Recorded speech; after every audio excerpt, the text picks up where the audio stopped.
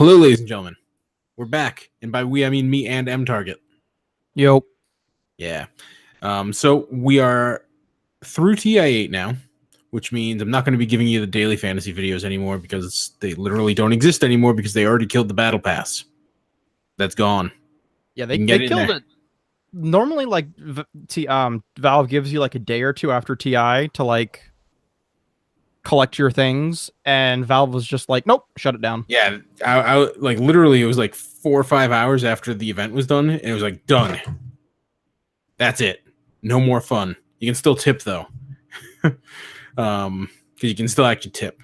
But yeah, so we're here now to just kind of do a general wrap up kind of discussion about TI9, what we thought about it, what we liked about it, what we didn't like about it. And then we're going to talk about TI9 a little bit.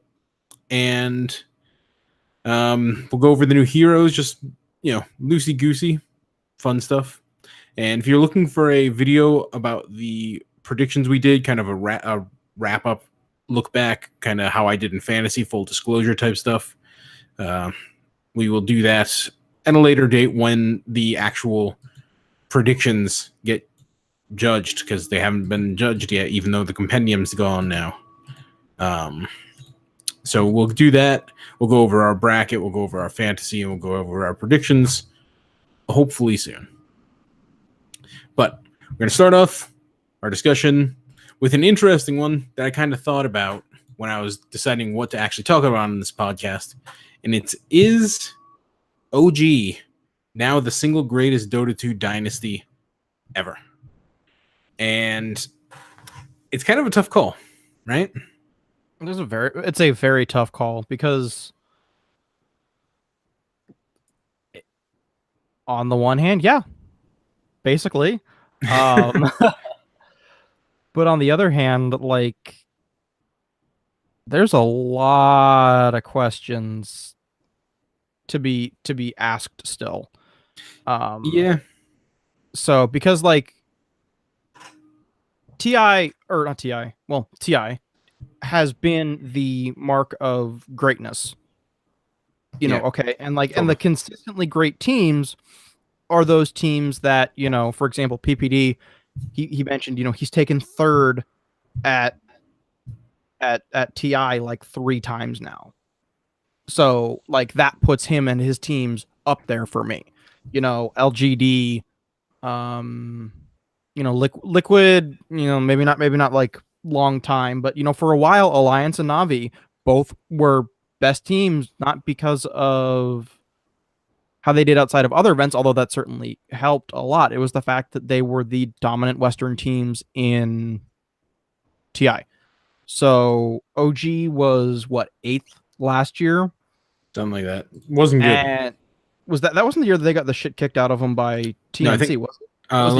I believe that TI5 was when they got shit kicked, and then TI6 was... I'll pull it up and give the actual definite answer to you right now. But yeah, I mean, okay, the discussion kind of starts with, who do you qualify as like a dynasty in Dota 2? Yeah. And I think that's also something is that OG's been around for 3 years. It's tough to call them a dynasty. I said I started my discussion on their TI history with TI5. They weren't actually in existence then. Yeah. TI6, 7, 8, yeah. So they've only been around for 3 TIs. Yeah, TI6 they went to all 3. So okay, cool. But yeah, well, I mean, their major wins kind of automatically qualified them because with and that's the thing though is that everybody, like somebody, Red Bull tweeted about TI being 6 or not, about No Tail being 6 slotted because he had 5 major wins and then the Aegis. And it's like, haha, funny, but and there's a lot to be said for that, but there's a lot of... I feel like OG is a little too roller coasty for me to be able to call them a dynasty right now. If OG is able to, even with some roster changes, but if OG is the org, is able to place top 4 in both of the next 2 majors, then you're starting to get into dynasty territory for me. But especially with the raw number of majors there were this past year and how bad form they were for a while, I think that's the reason that I basically can't say that I find them dynasty like, Yeah, because the season up until TI Open qualifier time was awful. I mean, I definitely agree with you that it's tough to call them a real dynasty because, like, you think about the New England Patriots. That's the go-to dynasty for today's traditional sports. Um, they there was no real up and down with them, just up and stayed there for about 15 years now. Yeah, and here's I think you're the one that told me this about how the Patriots. It sucks for the Patriots because you know that you're going to the playoffs for the Patriots. The question is whether or not are you actually going to win the Super Bowl.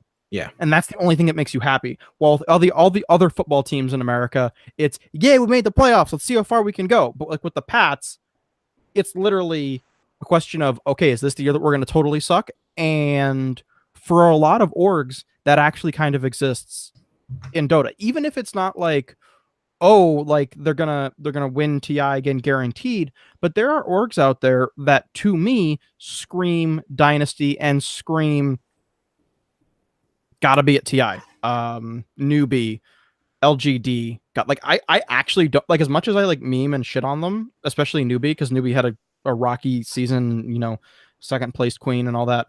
Yeah, but well, rocky season being they couldn't get the W at the end. They got some minors, right? Yeah. No, that's they got minors, but that was it. But that's my point. Is that like still like if man, I mean, I just I think at the end of the day, it's just that it's that there are teams that you almost can't imagine there being a TI without. Yeah, I mean, in Navi, obviously is the dynasty. The dynasty. Well, if we're gonna say that anybody beats OG, it's gonna be that 2011 to like 2014 ish Navi, right? 100%. Yeah, I mean, first place at TI1, second place TI2, third place TI3, and then what was their TI4? It wasn't even that bad. Yeah, 7th, 8th. That's not that bad. And then during that time, they still had a lot of first place finishes at various tournaments. So, like we were saying, they went up and then they stayed there. And they fell off, but with OG, like, let's pull up their actual stats over the years, because it has been up and down. And obviously it starts with the Frankfurt major, the Frankfurt major, where they got first place. Huge deal. First place, Dream League Season 4. And 7th, 8th for Shanghai major. Then they went back up around the Manila major. They got third place at Epicenter. First place at Manila major. First place again, Dream League Season 5. And then they dipped down. Then they obviously kind of floundered at TI6. But then they went back, spiked back up for the Boston major, which was huge, and that was big. And then obviously 7th, 8th for TI7. And then this last year has been really kind of crappy for them.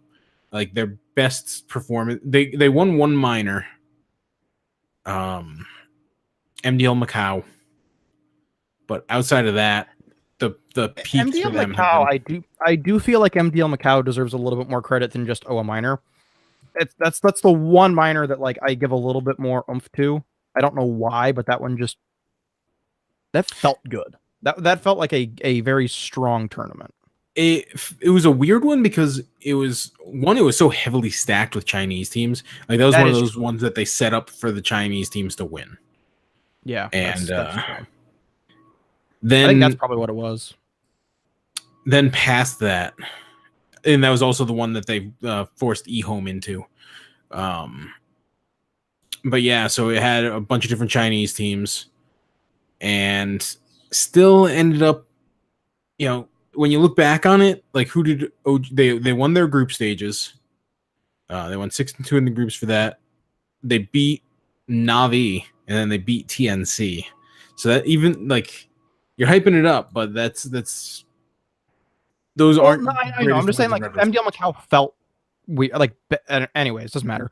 Yeah. But yeah, no, like that's the point though. Is that like every time we try, there's something a little bit. And again, I'm not knocking There's their an performance at asterisk TI. They kicked often. ass at TI, but also note this is a squad that has been together since June 5th, Yeah.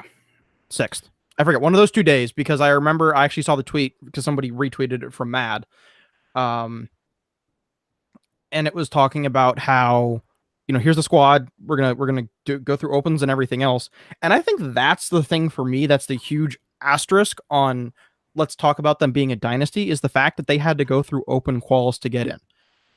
Yes, EG had to go through open quals a couple times this year, even to get in. So, et cetera, et cetera. But I don't think OG even would have qualified with their previous roster as is. So again, as a team that has done poorly great, they are set up to begin working on dynasty, and the last 2 years can be your upswing. But I don't think that they're dynasty yet. I think that's my final answer. I would kind of disagree because you're completely right that But you're completely right that yeah, there's been a lot of ups and downs, and it would not be even a little bit inconceivable if OG kind of fell off the map from here. Keep in mind the 2018-2019 season starts in literally a couple of weeks. Is it really that soon? It's like September 15th, I think, is when the qualifiers for the first major start. Holy shit, man! I needed a break. So okay, I guess closer to 3 weeks. Hey, I get to deal with that alongside Conor McGregor's return. So, speaking of breaks, I don't get one. Yeah, but yeah. So there's been ups and downs, and yeah, there have been a surprising number of roster changes, which isn't that unusual. But we see them having weird success with quick roster turnarounds, both here and also previously. And let's not forget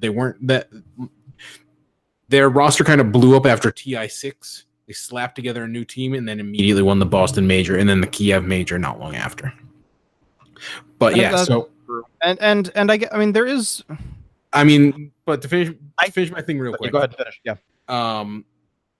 They do have ups and downs. They do have roster shakeups, and they do look really bad at different times. They've looked like meh teams a lot. Yeah, but it's kind of hard to argue with the 4 major wins and now first place at TI8. I mean, obviously it's kind of different because there was that core group of Puppy Dendy with the original OG. Was Jerax even on the early OG teams? He was Liquid for a while, right?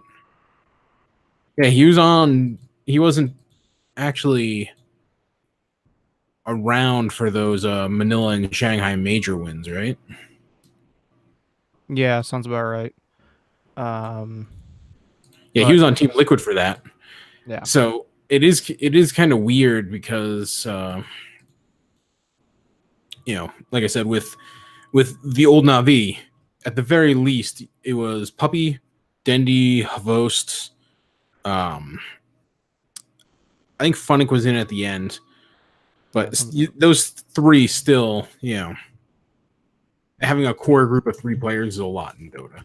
So it is kind of weird because it's basically No-Tail and a bunch of people around him. Yeah, I think that's another thing is it's like trying to kind of figure out how things kind of fit together there. And at the end of the day, the fact that that game, that series to a large degree felt like the Anna and Thompson show. It wasn't. I'm not saying it was. Mad/Seb did a lot there too, but he also didn't want to play. That's something to keep in mind. Is that he literally was trying not to play up until it's like, all right, fine, screw it, we're doing it this way. And I'm really glad to see that he was enjoying himself and everything else throughout the whole series. From open quals on.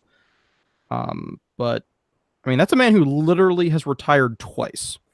But back to Yeah. my original point, Thompson and Anna were not a part of OG for all of this past season until open quals. And I think that's my other piece that's just like gives me that huge asterisk and makes me want to say this is the beginning of something. Yeah. And I would love to see it be the beginning of a dynasty, but it's just not there right now. I mean, yeah, it is weird, but if we're talking about traditional sports, do we really count the individual players as part of a dynasty? To a degree, yes. I mean, kind of. And again, I mean, like Patriots and Tom Brady, obviously. Patriots, Tom Brady, the Colts and Manning, then the Broncos and Manning. Oh, the Colts aren't a dynasty. Don't be. No, there were people that wanted to make them a dynasty. They weren't, but I'm saying like when you think of gotta get the hardware, and their quarterbacks sometimes. Yeah, but I mean, like, and again, like I'm just saying, like in terms of you bring somebody in.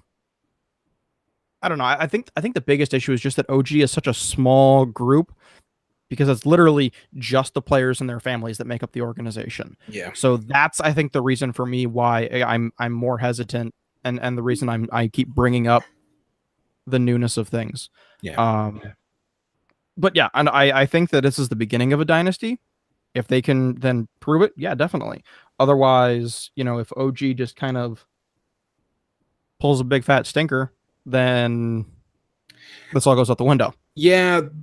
But they've had 3 years of proving that they can be good enough at times. Yeah, and, but I mean, and unfortunately, the way that Dota works, it's much better to have a shit year and then pop off at TI, make $11 million, and then go home. Yeah, I mean, I'm basically being forced into saying, yeah, they are kind of the best dynasty because, how many different NFL? Okay, again the Patriots. It's Tom Brady, right? It's not Tom Brady and Deion Branch. It's not Tom Brady and Kevin Falk. It's not Tom There's some Brady. People who would say Tom Brady and Gronkowski, but I think that's just because he's only won one ring with him. Gronk's won 2. He does. I think he's only got the one. He might have 2, but either way, it's still one man up. It's like Brady gets the disproportionate amount of credit, and everybody else just cycles in around him. And if you're talking about the larger Patriots dynasty, that goes back to like 2001. Does have 2 rings? He has 2 rings now. But anyway, one of his rings he was injured reserve, so it doesn't really count. Right. But anyway, so Tom Brady. Yeah. It's still just Tom Brady and not everybody around Tom Brady. Brady and Belichick maybe, but then again, if you are just using the 1-2 point, then we can say, well, you've got No Tail and Mad, so or No Tail and Jerax, or so. I mean, I definitely agree there. Like how long is the beginning of a dynasty? Okay, yeah, he's been with OG for a long time then. Jerax or Mad? Mad. I didn't remember that he's been their coach basically since the start. Yep. But yeah, so I would I can't. Basically, long story short, is I can't really think of a way to say that they're not the best dynasty ever. I mean, yeah, they have their downs, but they still keep winning all the important tournaments. Yeah, they have a lot of roster turnover, but 1, so does everybody else in Dota, and 2, so does everybody else when you're comparing it to traditional dynasties in sports. Like ultimately, you can kind of put asterisks on there and you can kind of try and say that they're not, and there's a case to be made that they're not, but like the results, you just can't get past the results, man. That's how I look at it. No, that's totally legit. And like I said, like, do I think that they're good? Yes. Do I think that they're dynasty? Not just yet. And that's where I stand on it. Yeah, and I mean, ultimately, you can kind of say, when does the dynasty start? Because if you're like I said, with Na'Vi, you did have that Dendi, Puppy, Havost trio that was basically there for all of 2011 to 2014. And then they obviously blew up after, but it was still that core group of players. And that does kind of add a little bit extra weight to it in my mind. But on the other hand, 2011, 2012, 2013 Dota, not nearly as good as 2018 Dota. Oh, that's something that I wanted to talk about, was the fact that games are going to keep getting faster because um whether or not like it's a fighting or farming meta, people are getting so much better at farming, and that's just one small aspect that the games are going to keep getting faster because you're getting bigger faster. We keep seeing. I mean, how many last hit records did we see at TI? They were talking Probably about a bunch. mid players being like 17-10 at minute 5 or minute 3 or something. Like That's the norm now. Yeah, which is insane. Yeah. So to wrap up this round, basically, I would say that OG kind of is the best ever. Like, and it's weird to say that, and I acknowledge that it's weird to say that, but once again, you can't argue with all them trophies. You can't argue with all them trophies in that shield now. So yeah, that shield does make it hard for me to. So round 2, TI9 is going to be in Shanghai, China. So just right, what did you think? Okay, you saw it. What did you think? Well, I actually still haven't watched the actual trailer because I was like, okay, whatever. You heard the news. What did you think? I heard the news. At first, the thought was finally. Really, my first thought was, okay, cool. China finally gets their TI. I mean, look at the fact that China. So you and I were at Boston. Yes. The Boston major, like we're talking a major here in the East Coast of the United States. This shit is not easy to get to if you're from China. Yeah, that's a flight. A good, third of the stadium was from China, probably? It was a significant percentage. Chinese fans, whether they were from China or, expats or just whatever, or just Chinese fans. I would imagine that it would be the actual Chinese fans. Again, but we were right next to Chinatown, so that's why I didn't want to totally assume. But anyways, shitload of fans at that event. TI always has massive. It was funny because I was watching TI8. I was actually watching it with my mom, and she was like, "Well, why? They didn't cheer very loud when she was like, you're rooting for LGD," and it was like, "Whoa!" And I was like, "That's because all the Chinese fans didn't hear her." And I was like, "If she had asked that in Chinese, the stadium would have exploded." Oh, yeah. So, I think that China deserves it. I would definitely agree with that, but my thought was on the business. But I also get the concerns that are about to come here. Yeah, for me, just because it's how my brain is wired at this point, I think of the business end of it. And when it comes to running an event, especially a big event overseas like that, it adds a lot of difficulty to it. And obviously, it's going to be on Chinese time zones, and that sucks for us. Like, it does, but I mean, look, that is the one thing is when you think about how massive the numbers from China are when you're on West Coast time, numbers could be pretty damn crazy for China, for Chinese times, and like all of the fans from SEA, Philippines, Oceania.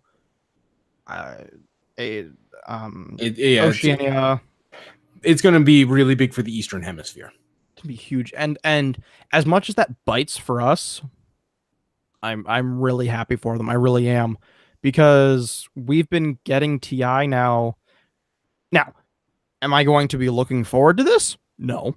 I'm gonna be perfectly honest. It does kind of suck because I was looking forward to going to TI9. I'm not going to China for TI. I know that right Vancouver, and that's nearby. So it's like a 3-hour drive for you. Well, more than that. It's like a 9-hour drive, but anyways, point being is that like that's gonna be tough for a lot of people who have gotten used to TI. Like all of those Seattle people who was like, yeah, I'm just gonna roll into TI this year, no big deal. It's like, sucks to be you. But again, like China should be rewarded for all of their stuff. And yeah, maybe there's concerns, but the thing is that Valve isn't connected to Tencent. Because that's the argument that's always made with like League of Legends coming back to China for events is, Tencent's pulling the strings. And it's like, Valve has Perfect World, except for the fact that Dota is one of the few games that Perfect World makes money on, and Valve can pull Dota 2 from Perfect World at any time if they want and give it to somebody else. So it's Yeah, not like we're capitulating to Perfect World. yeah. It's. I mean that, and as we previously, nobody's gonna be able to muscle around Valve, like Dota 2, the entirety of Dota 2. So like he could Yeah, literally turn it off if he wanted to because Dave could literally just be like, let's just delete Dota 2. And then he'd still be a bazillionaire, and Steam would still make him a trazillionaire. So Valve don't really care. Like Valve isn't gonna, give a shit about any kind of political stuff for it. Like they don't need Dota 2, and they certainly don't need TI. Like it's not important to Valve like League of Legends is to Riot. yeah, no, exactly. And that's the thing that I've always liked is that like they're making Artifact and they're doing it on their terms because they want to. Yeah. Steam makes so much money off of everything else. I mean, literally every transaction that happens on Steam, Valve makes at least 3%. Yep. Just keep that in mind, everybody. Like they make 1.5% on market transactions. But beyond that, Valve makes 3% on everything. Yep. And I mean, when it comes to TI9, my initial reaction was kind of negative. A lot of people was. But like in terms of the, I'm always thinking big picture, where it is like, well, I guess that means that the Western market can no longer sustain Dota 2, which probably means a long-term divestment from Valve in supporting it.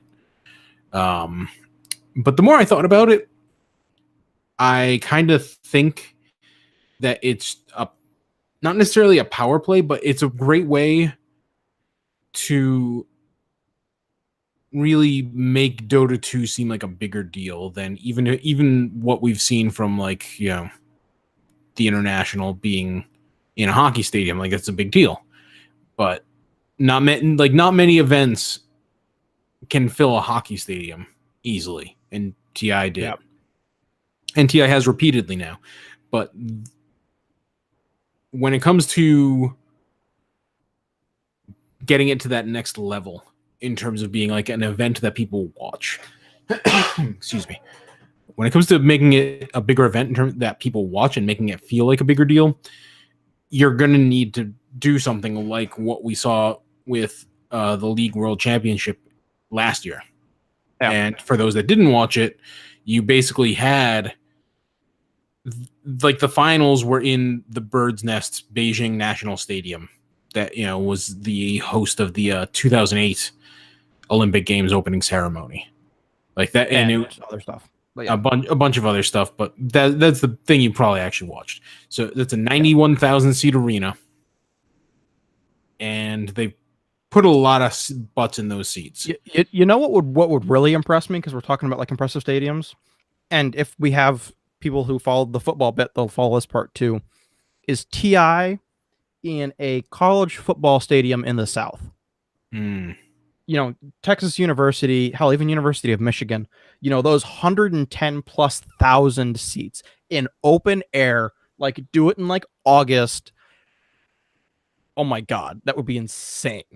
That'd be something, but probably not going to happen, but it would be something. But anyways, it's evidently it's not going to happen because they're going to Shanghai. Well, and they're going to Mercedes-Benz Arena, which is going to be. Well, you should note. I thought they announced that. Maybe they didn't. They shot the video in front of the Mercedes-Benz Arena. Okay. But they said that's where it's going to be. Well, I mean, okay, so that's like that's like the centerpiece. Like Patriot Place.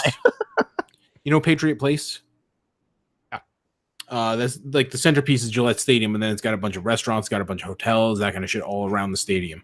Basically, Shanghai has its own kind of thing like that with the Mercedes-Benz Arena, and then a bunch of other shit around that.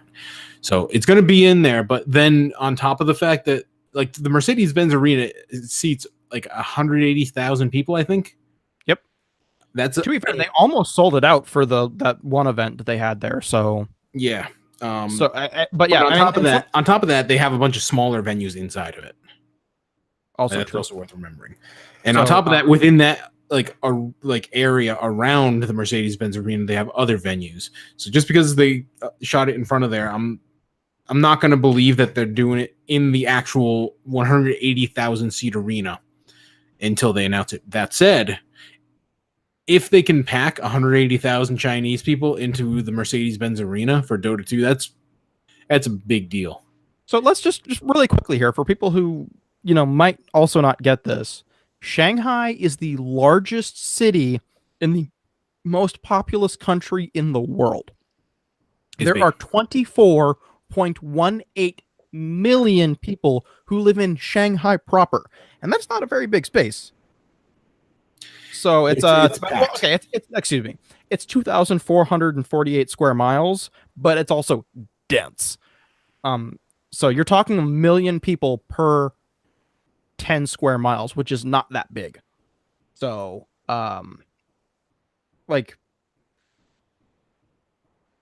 population of the entire United States is 325 million. So it's literally a tenth of the United States in one city. Yeah, it's really big.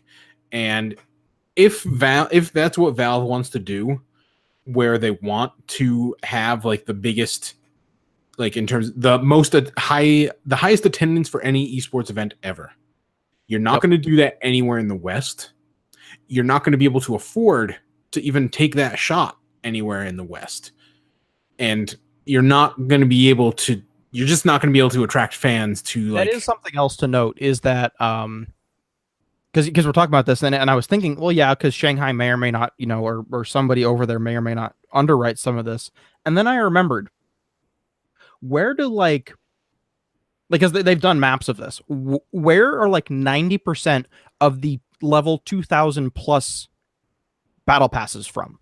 Oh, you can look China. At the top 100 of Fantasy Dota. Pretty much everybody Chinese level 1,000 to 2,000 battle passes. Yeah. So point being is that Chinese fans and their Dota, they're willing to throw money on it. And to be fair, a lot of them make a ton of money. Yeah, so there's a lot of money in the East for Dota. Also, something else that we haven't touched on, Russia is huge, valid. And it's kind of in the middle-ish, but it's accessible. It's accessible, and especially if you've got people from Middle or Eastern Russia, albeit there's not a whole lot going on out there because they are such a Western dense nation, just raw. That's the way their populations work. I'm not trying to a lot of people live in the western half. Yeah, a lot of people live near Moscow. It's like saying that that China, that Canada, whatever country you live in, is very southern dense because everybody lives away from all that ice. Yeah, or that everybody lives on the coast in America because nobody lives out there. Like it's just a bunch of farmers. But anyway, so point being is that this is gonna be it's gonna be a blast. It's going to be and it's going to be a lot more accessible for the Southeast Asian and the Russian fans. Yes, long story short, dude, expect to see so many freaking Philippine Tagalog chants. I forget the other language in the Philippines. There's two primary languages there. I wouldn't be surprised to see a big Japanese presence. I think that Japan. So Japan's been getting more and more into esports lately. So. But then you've got all the Australians who are always complaining, the New Zealanders. It's like, just book your $30 flight, go to China. Yeah. I mean, it's like I said, the longer I thought about it, the more I was okay with it because there are so many different things that Valve can do in China that they are not going to do anywhere in the West. Straight up, just in terms of let's say they wanted to do a 100,000 seat arena for Dota 2. The actual cost to rent out like a Gillette Stadium or Sun Life Stadium or any football stadium, they'd be priced out of it right there. Well, the other thing is that we actually don't have most professional football stadiums, brief tangent, are actually intentionally kept small because they're trying to keep viewership numbers up and keep the packages selling, and that way they can also upprice their tickets. So yeah. Little tangent there. So you have to find these college football stadiums, which, by the way, are booked year-round, and most of them are open because trying to cover that shit's a pain in the ass. Yeah.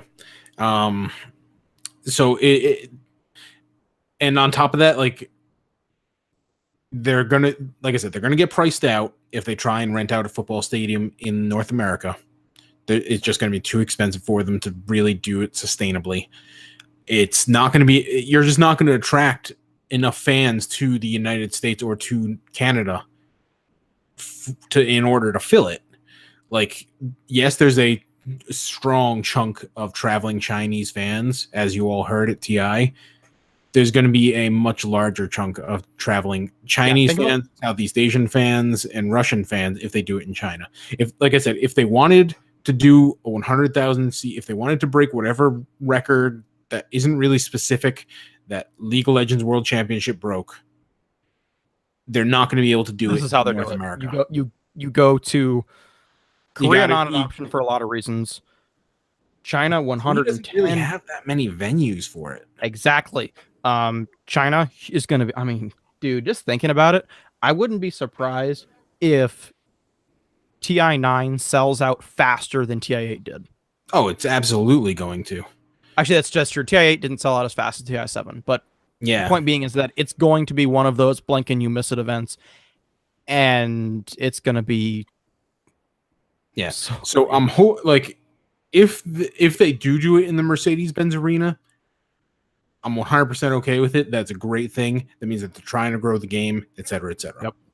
If they end up doing it in one of those other smaller venues, I'm starting to worry about it. Yeah, there are some questions there. But again, I'm excited right now. I look forward to it. And I'll probably ruin my sleep schedule, but that's okay. Yeah, I will also probably. Well, actually, no, I might. Well, we'll see. We'll see. Yeah. So that's the end of round number 2. Round number 3, we're just gonna kind of shoot the shit a little bit about TI8. So we talked about OG, whether the greatest dynasty. Who surprised you?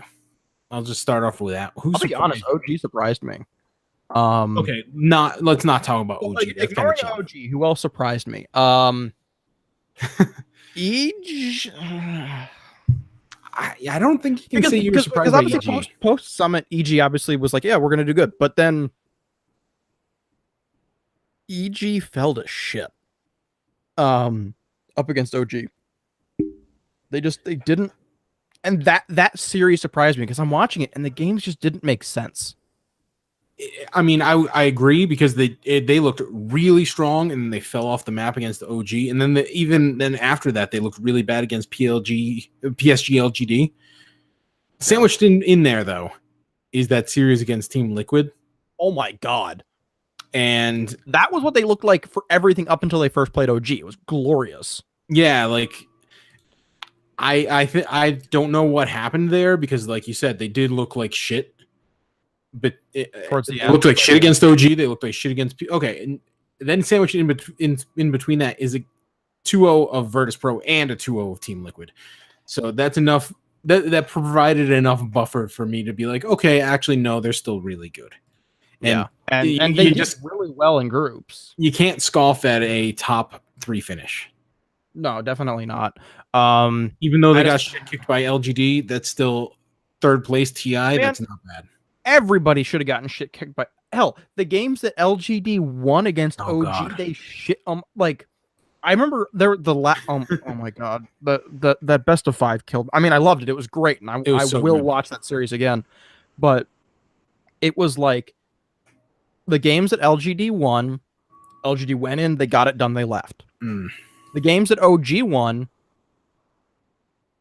OG pulled miracle plays, both figuratively and literally, and somehow, man, I mean, like we literally have an $11 million Yules or an $11 million buyback, or there's like 5 or 6 things that you can meme about being the 100% turnaround.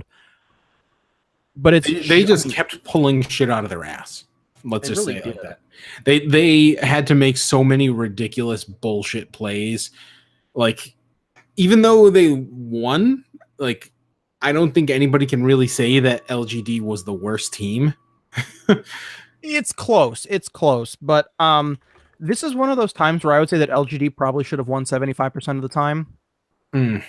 But like if you made that like 2 best of 5s. That's true. Or I mean, okay, so OG came from upper bracket, so like obviously, well, technically it was. Well, It was okay, a best of 3 and a 7. best of 5. Best of 7. Yeah, make it a best of 7, then who knows what would have happened. Yeah. I think OG might still have won, but it would have been tight. Yeah, I mean, I mean, there were, you know, you can all look at Reddit. There were so many different clips of here's this bullshit thing that OG did that ended up working out great. Like the one that I saw was like Anna getting jumped at the bounty rune, the dire bottom bounty rune spot, and in order to have money for buyback. Oh yeah, I watched by 4. He had to sell 2 items at the secret shop. He sold his talisman and his ring of Aquila, while also microing himself and his illusions because he was playing as PL. Yeah, and like perfectly. And like there was the time where he bought back as Ember, and people were like, "How did he do it?" Because he managed to sell an item while dead, but it was because he had bought it just like. Yeah, there were there were so many different things that would have just ended the series right there. Like OG, like I said, had to just keep pulling shit out of their ass, and they just kept doing it, and it was amazing, and it was great, and they did it.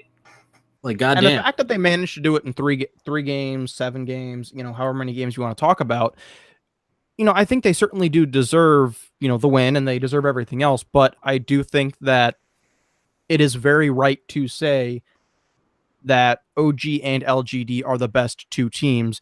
And for the last 2 weeks, OG was the hottest team in Dota. If OG can keep it up, great. But I do think that they just had a hot streak, which comes back to our very first. And I've always beat the drum of it's better to be a good team that's on a hot streak than a great team that's not. And I mean, we've seen that. It's interesting because we've seen that at every TI because they're always. It's interesting because what happened to Vici Gaming after TI4. Yep. What happened to CDEC after TI5? EGTI6. EGTI6. Then, or no, who's in the grand finals of TI6 opposite wings? Oh, wait, no, you're right. Yeah, I'm sorry. I was thinking of TI5 EG still did explode. So yeah, that's my bad. Digital Chaos. Whoa. DC. Although, if you look at their year as a whole was actually pretty good. Yeah. But they also didn't make it to TI7, so yeah.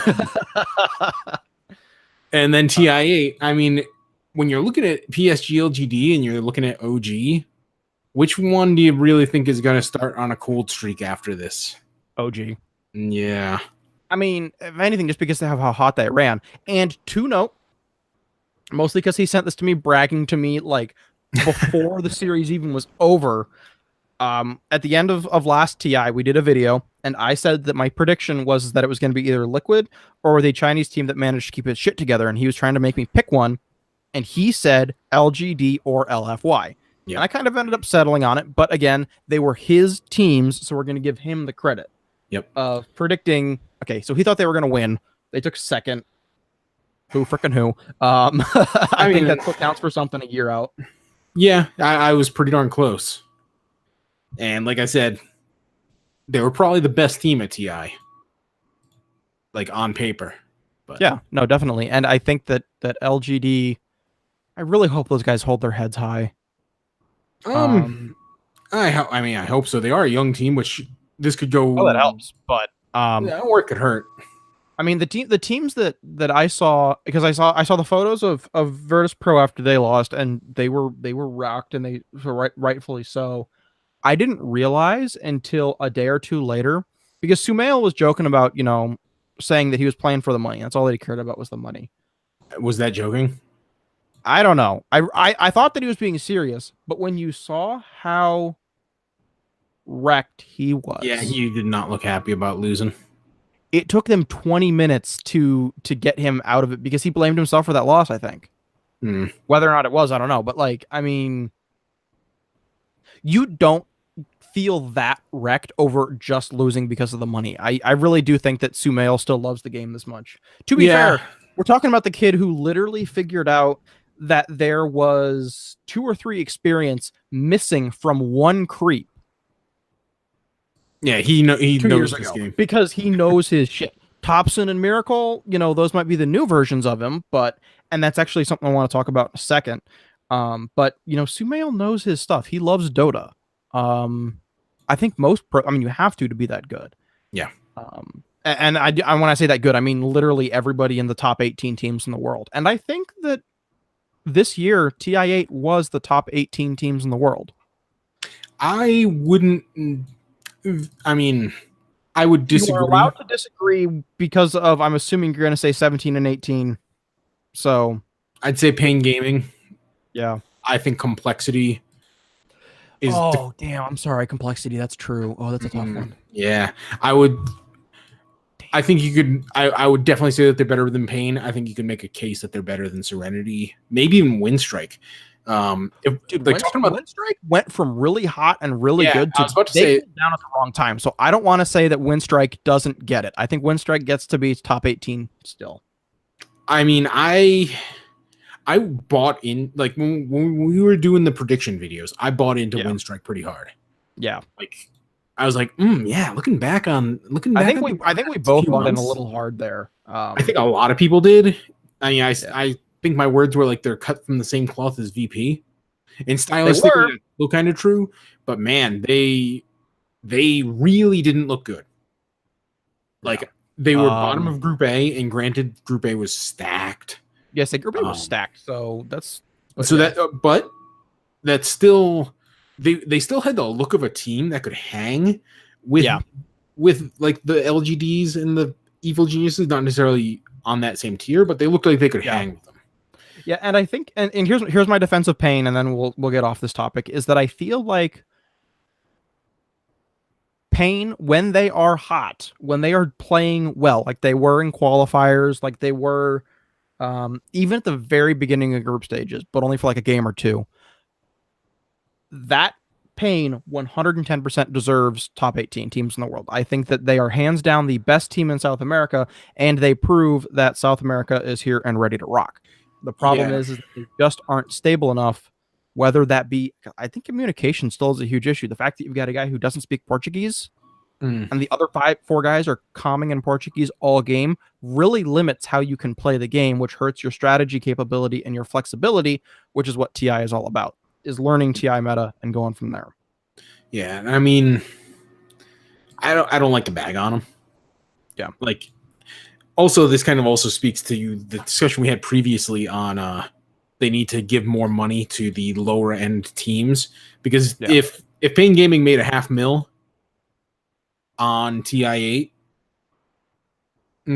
that would be such a huge boon, not just for Pain, but for like the entire South American scene.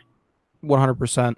And something that I do want to note here is that and this is kind of going to transition in is my comment about being flexible and being able to get something going, I think is why we see these teams with this pub star on them winning, or this unknown, this new guy who was noticed because he was able to get into any game, take 4 random shitters who were doing whatever they wanted to, and manage to put the game on his back and win.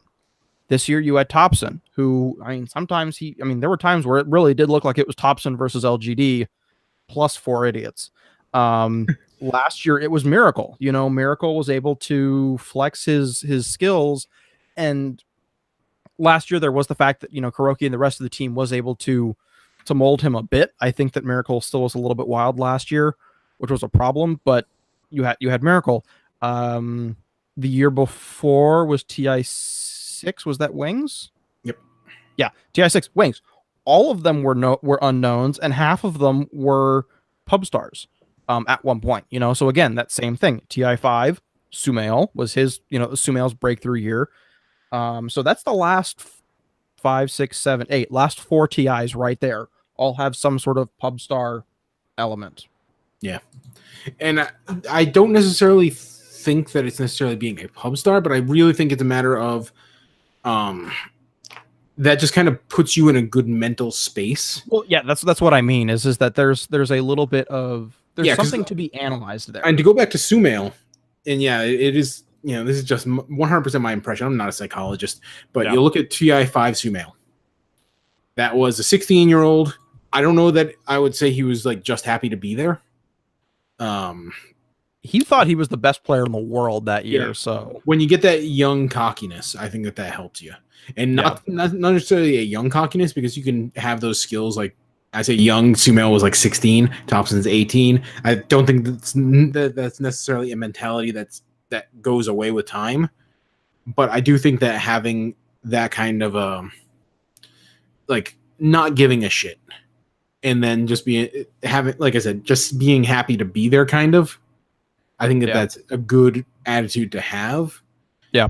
And it is weird because, like, you want, like, when Sumail is crying after losing, and I don't get me wrong, like 100% you should be crying after you lose. Like Tom Brady cries after he wins or loses, and that's the sign of a real competitor.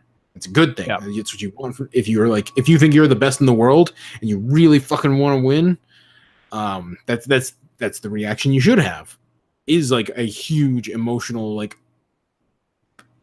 tie to winning. Like you. Yep. So don't be like don't think I'm making fun of Sumail for crying, but you see that, and that's the sign of giving a shit. You see the sign of somebody not giving a shit. It's a nuanced thing that's very interesting, and it is kind of weird that you do get those guys who are, like I said, quote, just happy to be there. And that's not necessarily the attitude you want to have when you really want to win, because you can push yourself and blah blah blah, but it's also hard to ignore that connection between just kind of doing it for the sake of doing it versus really trying to do it. And I think that, and it's super fine, because like you look at God, I'm blanking on who, because there were like LGD, like when they interviewed I just forgot his name, and he looked, and I'm just talking about like up winners bracket. I'm not talking about the actual end of all of it. And he lost, and it's this weird thing, and you can see he's not going, he really is, feeling that, while maybe the guys like Winstrike, they really were, hey, we're playing Dota, we're having a good time, and there wasn't quite that TI reality. Yeah, it's, and I mean, Winstrike is also such a different team because it had so many, it had veterans on it. Yeah. Like, and I mean, not only veterans, but like journeyman veterans. Yeah. Like, I've got Iceberg's page up. Iceberg has been on CIS Rejects, if you remember them. Yeah, they were good. They were okay. The old Team Spirit. Yeah. But I just actually thought of a good example of a team that was going through the motions was Secret. If you saw Puppy was at TI, and I'm not bashing Puppy. Puppy, I'm sure that not Puppy. Yes, Puppy. Yeah, Puppy. I don't know why I just thought his name wasn't Puppy. Probably because he's like 8 feet tall and clearly not a puppy. But anyways, like I don't know. Maybe he. I'm not saying that he doesn't give a shit, but there seems something off, where it was just, okay, we played, we lost, moving on to the next thing. And I will note that I was actually really surprised by how well Secret did on the whole, because 5th, 6th, not bad. I mean, I'm not saying it's not bad, but I'm just saying, like, yeah, he did. I would agree that there was a kind of. I took 5th, 6th. I'm going home. That's okay. And there is nothing wrong with being 5th, 6th, and being, proud of that. Like, you're better than 99.9999% of all Dota players in the world, instead of adding an additional digit on there, for the next tier up. But that's not the attitude that you need to win. And I think that's the thing, is that's the attitude that separates 5th, 6th from top 3. And that's where you get the Sumail. That's where you get, Sad GH. That's where you get, I know it was 4, but still, that's sad. Where you get OG, looking like OG did. It was funny because literally every single draft, Mad looked or Seb, for those of you who were, not necessarily paying attention. Those filthy casuals out there. Mad looked genuinely excited and happy before every single game. Didn't like, hey, we lost one, but we're still It in it. was We're so going forward. weird And because like when I was watching them in the booth, like No Tail, when you looked at him in the booth during the grand finals, he had such like a somber look in his face. He looked like he was so fucking done with everything. And then fucking Mad is just over there, and like you said, he's just got a goofy smile on his face because he's in his element. And I think that I was commenting in that last game when they picked Ember and they picked Furion and they sorry, Nature's Prophet. I'm trying not to become one of those people. um and it was like, oh, they could just go full asshole right here. And this was before they picked Ember, and they could pick Lone Druid and put No Tail on Lone Druid and just do, Lone Druid Dota, where you basically just have Nature's Prophet Sprout next up or TP next out, and then the bear TPs to the Nature's Prophet and backdoors a tower, for free while you're defending your base.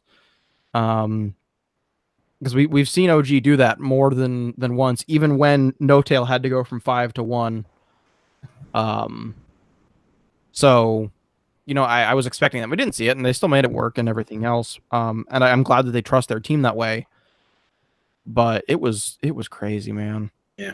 On the note of OG, we didn't really talk about it, but how into the sudden EG versus OG rivalry were you?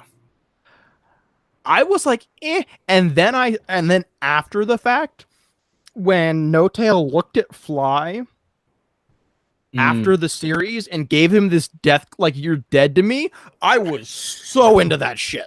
Oh, I was like, let's go. I was rooting for EG so hard. I was like, I want OG to lose here so EG can play them in like losers, like finals or winners. I don't care. I need my revenge. Yeah, for real. Like, I got so instantly into it. It's always weird because there are so many connections between all these different players, and they played with this guy and then they broke up and they got kicked from the team. You can never really tell like who's going to be really bitter about it. Like, is AUI still going to be mad at, like, I don't know, Sumail or something? I don't know. Yes. Maybe. But no, I mean, and to be fair, like, when it happened, like, the memes and were out almost immediately about, them breaking up and it being like, the end of Fast and Furious or something. Because, never going to leave each other. But man, I just also and the next chapter of that, which I loved, popped up on Reddit, was EG was walking down the hall, and oh my god, yeah, and then No Tail was coming down on the other side of the hall doing an interview, and Crit gave him like a shoulder check. So the way that I saw it, because I watched the clip, is it looked more like No Tail checked Crit while Crit was leaving an interview. Nah, I felt it was the other way. Either way, it's there. It's real. I love it. There was a little bit of a bump, and I just saw it as a bump. I thought, tight hallway, whatever, like, not reading too much into it. Although Crit is the kind of guy who, if you are in his space, and I know this from experience, he has no problem putting his shoulder into you to get you to get out of the way. Yeah. I was between Crit and a drink. 100% my fault. I own that. Where was this? Boston after party. He's not going to remember it. But I mean, I ate a Crit shoulder check because he was just. To be fair, that's what you do at a party when you're trying to get to the bar. You just get out the way. But that man's got some good shoulders. Yeah. Yeah. I didn't get to go to any of the Boston after parties, unfortunately. I had to catch my trains. Oh yeah, that's right. I was like, wow, you had a press pass just like I did. You could have gotten. Yeah. Oh well. But yeah, I could have eaten that drama with a spoon. I loved it. I mean, it was great. I don't know. Like the Crit one was whatever. The rest of it was, oh my god, it was great. And I mean, yeah, like I said, I wasn't. I didn't know if there was going to be any issue. And I mean, let's be straight. If they took the OG roster from May, yeah, like EG and OG both wash it. Like, they don't even necessarily qualify. Exactly. Like, straight up, like, they both needed those switches. I think. Yeah, they both of those teams got so much better after. S4 and Fly look so much better on EG than they did at OG, and I don't know why, and I don't want to get into that because that's That's pure speculation. Fly did in one of his interviews with Casey said that he was kind of lacking motivation with OG. Okay.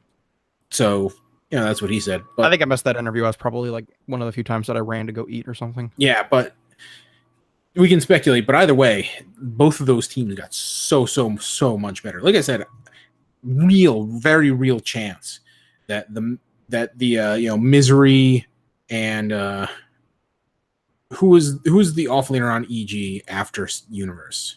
S4. Oh wait, no. After Universe, before S4. That was Sumail. Sumail went to off lane, and who went mid? Shit. Fear. Yeah, they kicked Fear. Kick Fear? Yeah, they kicked Fear. He retired again.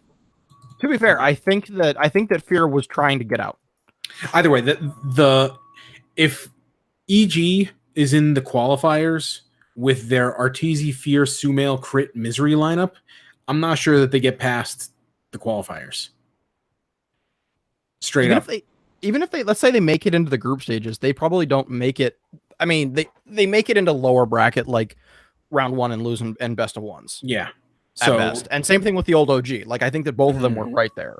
Maybe one knocks out the other one and they get down to the next round, but yeah. But it's so surprising that there was like that open of bad blood. And like I said, I love it. I love it. Yeah. I mean, and for once, because normally I'm not a huge fan of that kind of drama, but this time I am absolutely. It felt real. I am absolutely a fan of it. Like I mean, how much good Dota was there at TI8? Probably 99% of it. There was a lot of fucking good Dota at TI8. Guess which game I paid the most attention to? It was the game that had a lot of good Dota and then a lot of extra drama to it. Yeah. That added and I was disappointed that we didn't get to see it again in the finals because if we had seen a best of 5 grand final between EG and OG, I don't even want to know the things that would have been said if either of those teams won. It would have been so fun. I'm a little bit disappointed that they weren't like shit talking in all chat or something like that. Like that. That would have pushed started. Somebody would have gotten a penalty for it because you actually can get in trouble for BMing too hard. Oh, shut the fuck up, PGL. I'm serious. And the thing is that like no, I said shut the fuck up, PGL. Oh, not you. Oh, no, I want to see them shit talk. I want that. I want that. I love it. I loved it. I want it to continue. I hope it continues. I want to see that rivalry continue, and I'm really hoping it does. I'm really hoping both teams can stay near the top for it to continue in a way where it has stakes on top of it. Yeah. Okay. What team, like, give me 2 teams that underperformed in your mind, like badly. That underperformed badly. Virtus Pro. No. Where did they finish? They got 5th, 6th, got bumped by EG. Yeah, I'd give them underperformed. Maybe not necessarily badly, but they're my number one when I think of underperformed. And then hang on, I'm pulling up the bracket really quickly.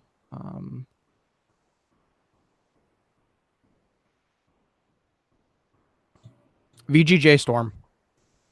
Really? I had VGJ Storm going to winners finals, losing to psg.lgd, and then losing to Liquid for a Liquid psg.lgd final. I really liked Storm. Maybe I overliked them. Maybe I was a little too confident, but I think that they underperformed.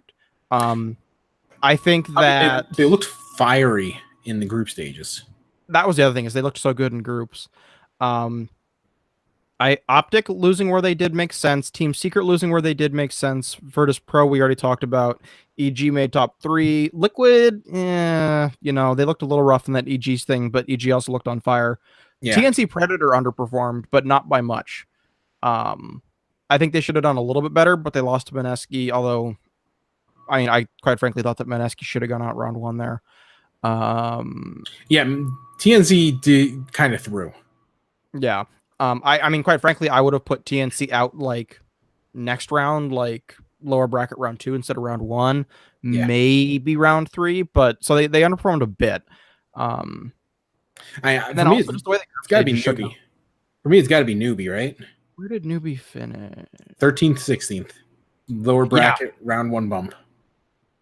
Oh, like that's right. One strike beat them. Yeah, they underperformed in groups so much that then you hit that best of one, and yeah. No, I wouldn't say that they underperformed. Really, they went 8-8. They were in that 3-way tie with in Group B. They went 8-8 alongside Secret and Optic. Like, Newbie. If I was gonna like rank everybody, I would have put them top 8. I would have put them. I would have put them behind 12. I would have put them right. There was that top 4 of EG, Liquid, Virtus.pro, psg.lgd. Yeah, I agreed with those 4. And then probably I had Newbie top 6. You had do you had OG top 6? I had OG top 6 coming into the event, but I had them not going much further than that. Say again. I said I'm giving you the side eye. I see you. I was stunned that they made top 8. I mean, like I said, like I was either they were the top 12 or top 6 for me, and that was the thing. Like, and we talked about this a little bit, but they were either kind of here or here, and obviously they placed up here. Like I was kind of leaning in the direction of them maybe getting bumped from the group stages. Yeah, I know. I remember you being that far off, and I was like, no, they're going to take at least top 12 because I figured they would make it to at the very least a best of 1. They'd pull something janky, and then be in that next one and go from there. But yeah, that's where I had them. I had before the brackets, and I kind of threw Storm way off the map. I had Storm right there too. But yeah, no, I think I agreed with Newbie. I kind of expect, like I said, Newbie in my mind would have been a top 8 team. I would have been stunned if they won. Stunned. I mean, I bet $50 on it. So, but was that Newbie or no? You bet on VG Gaming. That's right, VG Gaming. Yeah, and they looked good. They looked good. They just they could have beaten Team Secret. Like Team Secret actually really overperformed in my mind. In that game, they definitely did. Like I was expecting Secret to be in that losers bracket washout kind of group. Yeah, no, I agree. The fact that they made 5th, 6th, that's really good in my mind.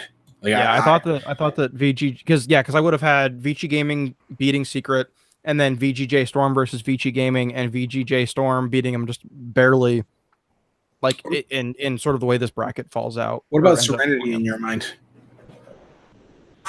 Where did you sit on Serenity before? I was like, I see them and they could surprise me, but that was about it. Like usually there is kind of that one Chinese team that really makes a surprisingly good run.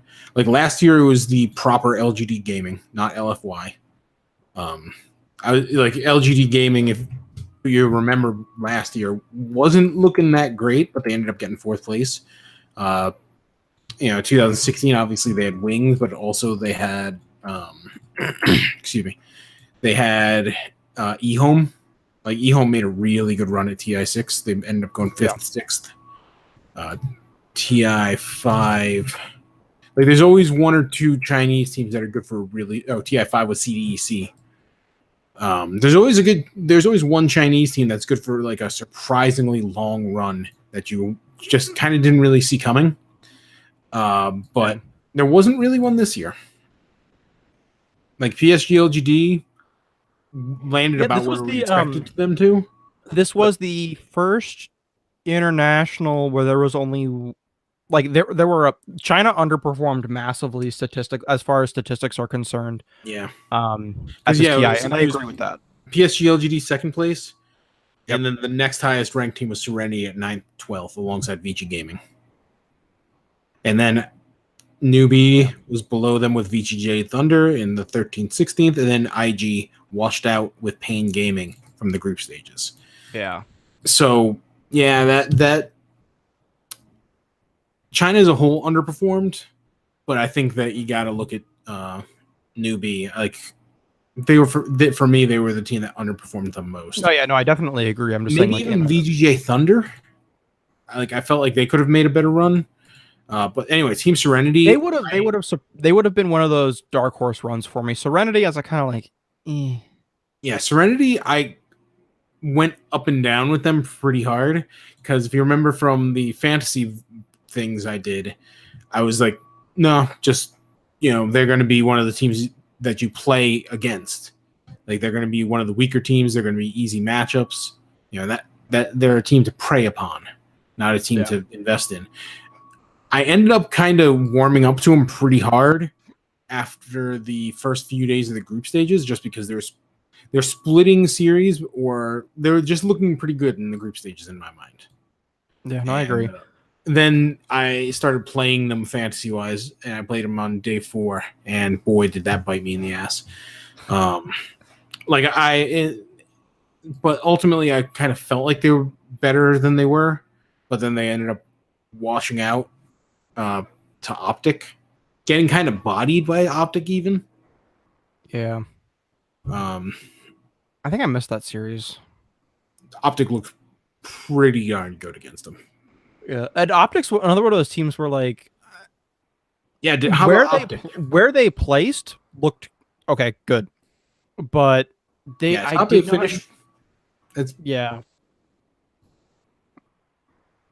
Yeah, top 8 finish. You can't really complain about that. No, definitely. But I also feel like, because I mean, the way that they went top 8, they went 0-2 to Team Liquid. They shit stomped Serenity, and Serenity didn't look that good. And they kind of gave a fight against Virtus Pro, but Virtus Pro wasn't looking very good. So it just PPD, there wasn't a whole lot of time for Optic on the main stage. I think that's what it is. Yeah, I mean, like you said, it was kind of weird because like they got shit kicked by Liquid, they shit kicked Serenity, then they had a iffy series against Virtus Pro that you can kind of read into in multiple ways. Even PPD, his analysis of it was like, yeah, Virtus Pro is on a cold streak right now. We're going to make the most of it, and that's that's accurate. Yep. But that's not like that's not a ringing endorsement of your abilities either. Yeah. They're on a cold streak and we'll be able to take advantage of that. We probably couldn't do it if they were on a good streak, but we'll take what we can get. But we've been going on for a really long time, haven't we? Yeah, we have. All right. But yeah. So who wins TI9? Who wins TI9? Who wins TI9? I think it's gonna be a home team. I would agree with that. I don't think it's going to be LGD. I think that they're going to stumble and take top 8, but I think they're going to stumble. Actually, no. Let's not do this until we actually know which teams get exploded. Yeah. Good idea. Yeah, we don't want to be that irresponsibly early with our picks, because it's mostly irresponsibly. I could say it's going to be Newbie, and then Newbie kicks all 5 of its players, and then it's like, okay, now we're actually like a CS:GO team. But yeah, anyway, everybody, like, comment, subscribe. Have a great week. Hope you enjoyed TI8. Let us know what you think about this and other stuff. Everybody have a great time. Click the bell. Blah, blah, blah. Like, comment, subscribe. Bye.